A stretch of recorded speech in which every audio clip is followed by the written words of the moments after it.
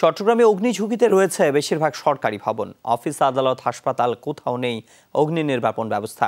ফলে আগুন লাগলে ঘটতে পারে বড় ধরনের বিপর্যয়। পুরনো সব ভবনের নির্মাণ ত্রুটির কথা স্বীকার করছে গণপূর্ত বিভাগও। নিরাপত্তা নিশ্চিত করতে নানা নির্দেশনা দিয়েছে ফায়ার সার্ভিস। সরকারি 10 তলা এ ভবনে রয়েছে 14টি সরকারি সংস্থার অফিস। জরাজীর্ণ ভবনটিতে অনেকটা ঝুঁকি নিয়ে কাজ করছেন কয়েকশো কর্মকর্তা কর্মচারী। ভবনটিতে নেই অগ্নি নির্বাপন ব্যবস্থা, কিছু ফ্লোরে ফায়ার এক্সটিংগুইশার থাকলেও তা মেয়াদ উত্তীর্ণ। আগুন লাগলে ঘটতে পারে বড় ধরনের বিপর্যয়। চট্টগ্রামে অন্যান্য সরকারি ভবনগুলোর অবস্থাও একই। প্রতিটিতে নিরাপত্তা ঘাটতি স্পষ্ট।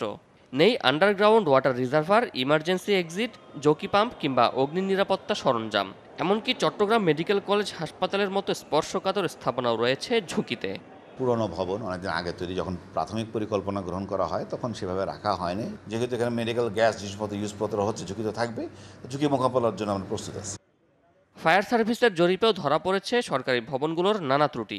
অগ্নি নিরাপত্তা নিশ্চিত করতে নানা নির্দেশনা দেওয়া হলেও তা মানা হয়নি কোথাও। নতুন ভবনগুলো যেগুলো মডার্ন, এগুলো অধিগত ঝুঁকিতে আমরা দেখছি। কি কারণে ঝুঁকিতে, এখানে সব কিছু বলার পরও তারা বাস্তবায়ন করেনি। বারান্দা আসার মতো জায়গা নেই এবং তার যে ফায়ার ইকুইপমেন্ট থাকার কথা তাও নেই।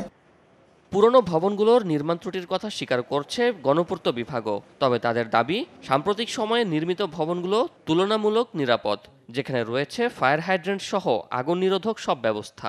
নতুন করে সবগুলো ফিজিবিলিটি স্টাডি করা হচ্ছে এবং সেখানে ফায়ার এক্সটিংগুইশার যেটা মিনিমাম সবাই জানে ইজিলি, সেটা আমরা প্রত্যেক ফ্লোরে রাখার জন্য উদ্যোগ নিচ্ছি। সরকারি ভবন, অফিস, আদালত, হাসপাতালে প্রতিদিন নানা প্রয়োজনে যাওয়া আসা করেন অসংখ্য মানুষ। অগ্নি নির্বাপন ব্যবস্থা না থাকায় শঙ্কায় থাকেন তারাও। 2019 সাল হিসেবে এখানে যেরকম নতুন ইনস্ট্রুমেন্টগুলো আনা দরকার ওরকম নাই। নিজের যে ভবনগুলো সরকারি, ওগুলোতে অগ্নি নির্বাপন ব্যবস্থা ঠিক করে তারপরে বাইরেরগুলো হাত দেওয়া উচিত। সরকার যদি সেটা করতে ব্যর্থ হয় তাহলে তো আপনার আমাদের নিরাপত্তা দিবে কে? শোয়েব রহমান, যমুনা নিউজ, চট্টগ্রাম।